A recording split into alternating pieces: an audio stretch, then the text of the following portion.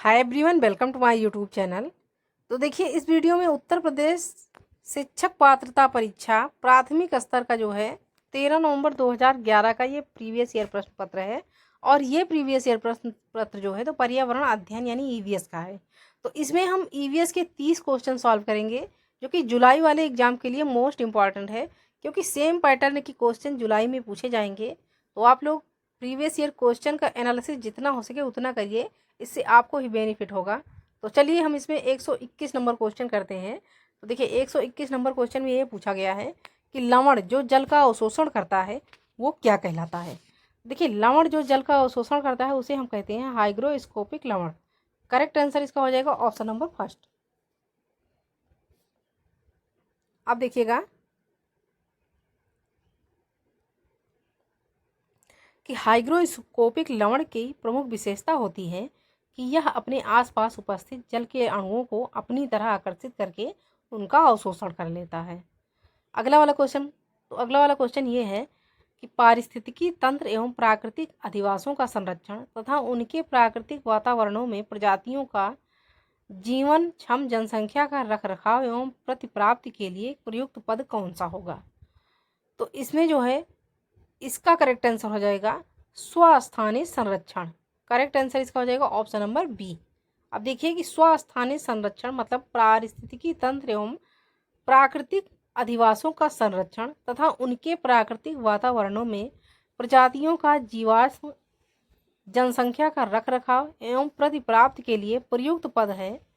अतः इस प्रकार के संरक्षण हेतु प्राकृतिक वनों, चारागाहों, मैदानों, नदियों, झीलों आदि का भी संरक्षण किया जाता है, जिसके लिए इन प्राकृतिक आवासों को निषिद्ध क्षेत्र जैसे राष्ट्रीय उद्यान, वन्य जीव अभ्यारण्य आदि घोषित कर दिया जाता है।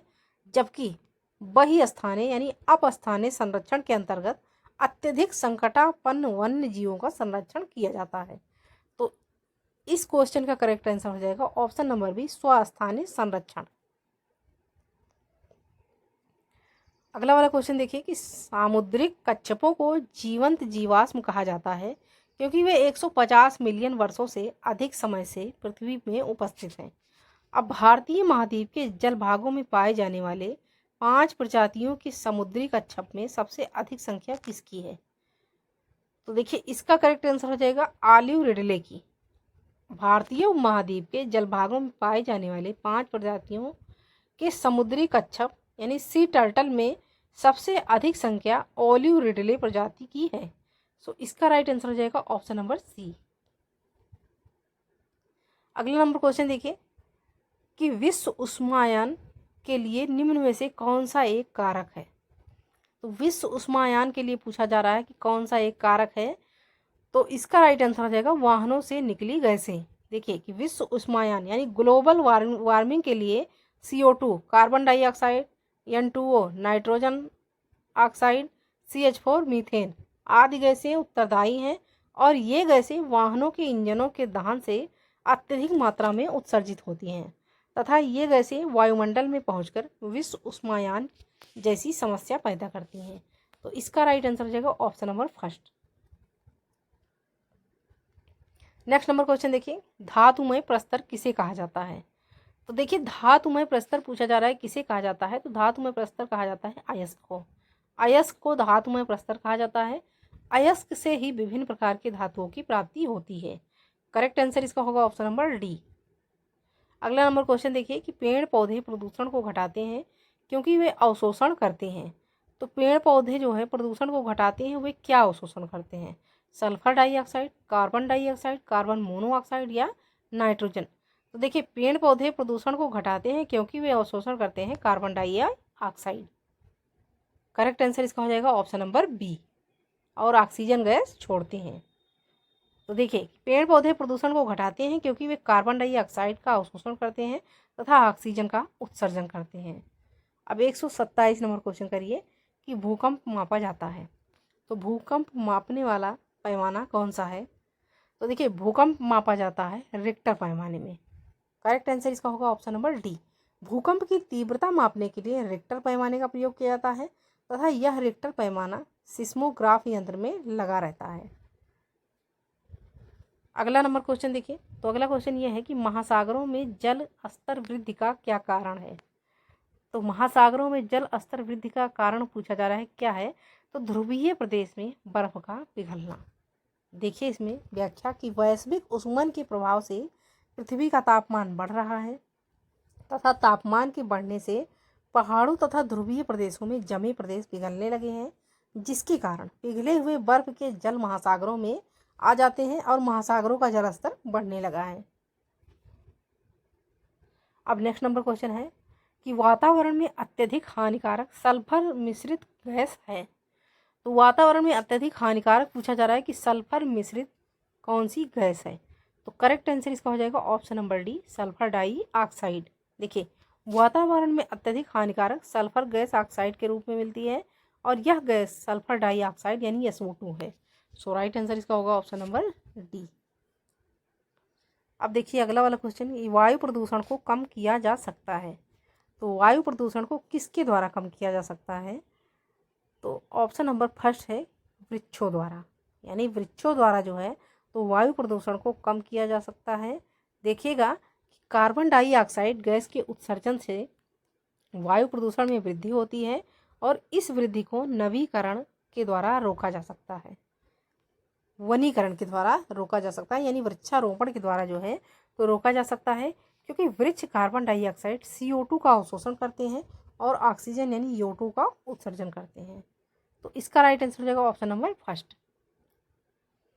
अब देखिए अगला वाला क्वेश्चन कि विश्व पर्यावरण दिवस मनाया जाता है।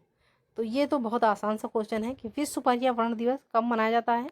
तो विश्व पर्यावरण दिवस मनाया जाता है 5 जून को। 5 जून ऑप्शन नंबर सी में है, तो इसका राइट आंसर हो जाएगा ऑप्शन नंबर सी, 5 जून को।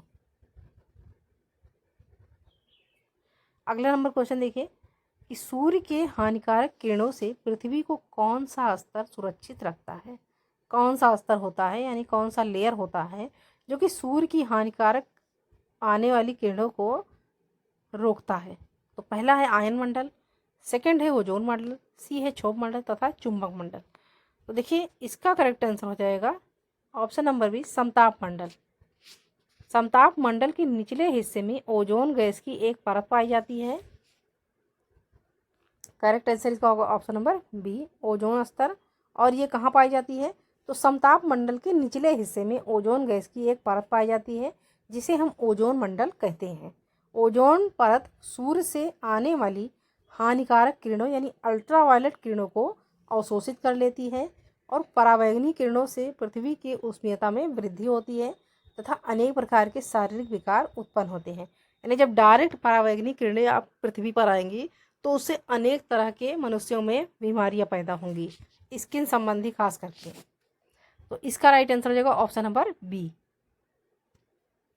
ये हो गया 132 नंबर क्वेश्चन। अब चलिए करिए 133 नंबर क्वेश्चन।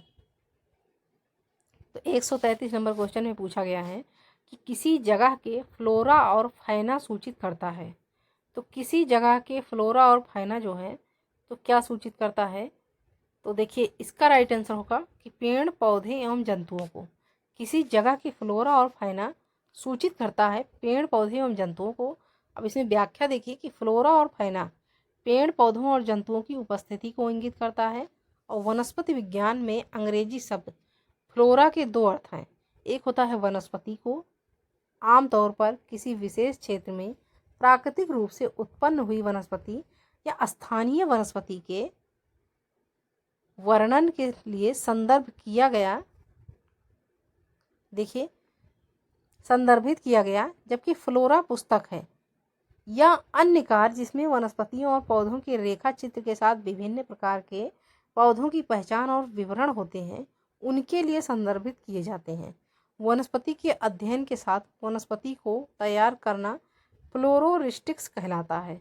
सो इसका करेक्ट आंसर हो जाएगा ऑप्शन नंबर फर्स्ट, पेड़ पौधे एवं जंतुओं को। अब आइए देखिए अगला वाला क्वेश्चन कि पारिस्थितिकी तंत्र का उदाहरण है। तो पारिस्थितिकी तंत्र का उदाहरण पूछा जा रहा है, तो इसका करेक्ट आंसर हो जाएगा तालाब। तालाब एक प्रकार का पारिस्थितिकी तंत्र का उदाहरण है, क्योंकि तालाब में जैव अजैव तत्वों के साथ साथ जीव जंतुओं तथा पेड़ पौधों की उत्पत्ति होती है, यानी उपस्थिति होती है तालाब में। तो इसका राइट आंसर होगा option number B. Next number question देखिए कि कौन जीवीय कारक नहीं है। तो जीवीय कारक आपसे पूछा जा रहा है कि कौन नहीं है, तो इसका करेक्ट आंसर होगा प्रस्तर। प्रस्तर एक अजैव कारक है, जबकि पेड़ पौधे, जंतु तथा सूक्ष्म जीव जैविक कारक हैं। तो आपसे जीवीय कारक नहीं है ये पूछा जा रहा है, यानी किसमें जीव जंतु नहीं पाए जाते हैं, तो इसका करेक्ट आंसर हो जाएगा ऑप्शन नंबर डी, प्रस्तर। नेक्स्ट नंबर क्वेश्चन देखिएगा, अधिकतर पेड़ पौधे पाए जाते हैं। तो अधिकतर पेड़ पौधे स्थल मंडल में, जल मंडल में, वायुमंडल में या प्रकाश मंडल में, किस मंडल में पाए जाते हैं? तो ये बहुत ही आसान सा क्वेश्चन है कि अधिकतर पेड़ पौधे पाए जाते हैं स्थल मंडल में, क्योंकि स्थल मंडल पर वे सभी तत्व आसानी से पेड़ पौधों द्वारा प्राप्त किए जा सकते हैं जो उनकी वृद्धि और विकास के लिए आवश्यक होते हैं। तो इसका करेक्ट आंसर हो जाएगा ऑप्शन नंबर ए, स्थल मंडल में। अब देखिए 137 नंबर क्वेश्चन है कि अन्य मृत जंतुओं पर निर्वाह करने वाले प्राणी को कहते हैं। तो अन्य मृत जंतुओं पर निर्वाह करने वाले प्राणी को हम क्या कहते हैं? पैरासाइट या फिर डीकम्पोजर, या है अगला वाला ऑप्शन सी है स्क्वेंजर या ओमनीवोरस। तो देखिए अन्य मृत जंतुओं पर निर्वाह करने वाले प्राणी कहलाते हैं स्क्वेंजर, यानी मांसाहारी एवं शाकाहारी दोनों होते हैं, जो पर्यावरण में मृत जीव जंतुओं तथा मृत पेड़ पौधों पर अपना जीवन निर्वाह करते हैं, जैसे मक्खी, गिद्ध, सियार आदि। अगला है सीएनजी, संक्षिप्त रूप है। तो सीएनजी का पूरा नाम पूछा जा रहा है, सीएनजी का पूरा नाम क्या है? तो सीएनजी का पूरा नाम होगा compressed natural gas. Compressed natural gas option number B में है, तो इसका करेक्ट आंसर हो जाएगा ऑप्शन नंबर बी। अब इसमें थोड़ा और देख लीजिएगा व्याख्या कि सीएनजी कंप्रेस्ड नेचुरल गैस, यानी जिसका नाम है दाबित प्राकृतिक गैस, का प्रयोग वाहनों में ईंधन के रूप में किया जाता है। इससे वायु प्रदूषण नहीं होता है। सीएनजी से जो है तो वायु प्रदूषण नहीं होता है। वास्तव में सीएनजी प्राकृतिक रूप से पाए जाने वाले ज्वलनशील गैस को अत्यधिक दबाव के अंदर रखने से बने तरल को कहते हैं। इस गैस को वाहनों में प्रयोग करने के लिए 200 से 250 किलोग्राम वर्ग सेंटीमीटर तक दबाया जाता है। प्राकृतिक गैस की तरह सीएनजी के अवयव मीथेन, ईथेन और प्रोपेन है। तो सीएनजी का संक्षिप्त रूप हो जाएगा कंप्रेस्ड नेचुरल गैस, यानी कि दाबित प्राकृतिक गैस। अब चलिए 139 नंबर क्वेश्चन करिएगा।